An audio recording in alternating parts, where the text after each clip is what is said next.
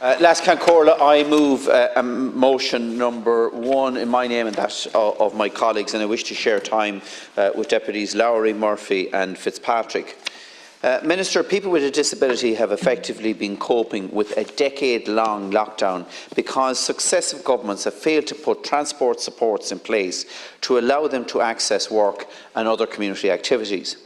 10 years ago, in 2013, the government suspended the mobility allowance and motorised transport grant for new applicants after the Office of the Ombudsman found that the eligibility criteria for these two schemes were in breach of the Equal Status Acts. We were promised an alternative, fair and equitable replacement scheme.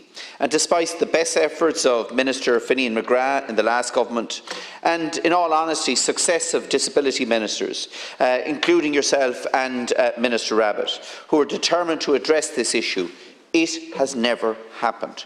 To compound this, we found out at the end of 2020 that the primary medical scheme, which had also been suspended the previous June after a High Court challenge had been settled. This scheme, after a tortuous process, allows people with a disability to a reduction in VRT and VAT when purchasing or adapting a vehicle. And it also exempts them from motor tax and tolls and offers a fuel grant. And it was only after the pressure being put on here in this House that the scheme was reinstated, but on a more restricted basis, and the appeals process has been effectively abandoned. We were promised that the reinstatement was temporary, pending a long-term reform of the scheme. But again, we're still waiting for that reform and review to be completed. Sadly, there's an underlying trend here. If people with a disability challenge the inequity and unfairness in the current restricted schemes that are supposed to support them, then the scheme and the supports will get suspended or restricted even further. Minister, this creates a chilling effect which was never the intention of the government of Dáil Éireann when Ireland signed up to the UN Convention on the Rights of Persons with Disabilities.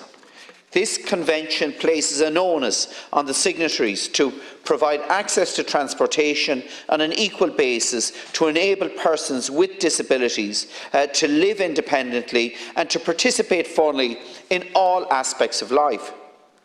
Yet this is being ignored in practice by government. Is it any wonder that the outgoing Ombudsman, Peter Tendall, described the personal transport supports for people with disabilities as inadequate, unfair and inequitable? Due to the lack of transport supports to meet their needs, people with disabilities are not receiving the support they need to live independently and lead active lives within our communities. As a result of all of this, 14 months ago, my regional TD colleagues and I brought this issue here to the floor of the House when we were promised action. But in reality, little has happened. And that is the reason that we have tabled this particular motion here today. Minister, the government's own commissioned report, the Endicott report, entitled The Cost of Disability in Ireland, confirms that living with a disability, people face additional costs of living explicitly related to disability, transport and mobility issues. These costs are equivalent to the current payment rate of the disability allowance. Today, the problem is that the disability allowance is paid at a rate which is supposed to meet the essential living costs of a citizen in this country. But it's not doing that. Instead, it's just covering the additional costs associated with the disability, leaving people to effectively live on fresh air. And Minister, that is not good enough. People with disabilities need access to affordable public and personal transport.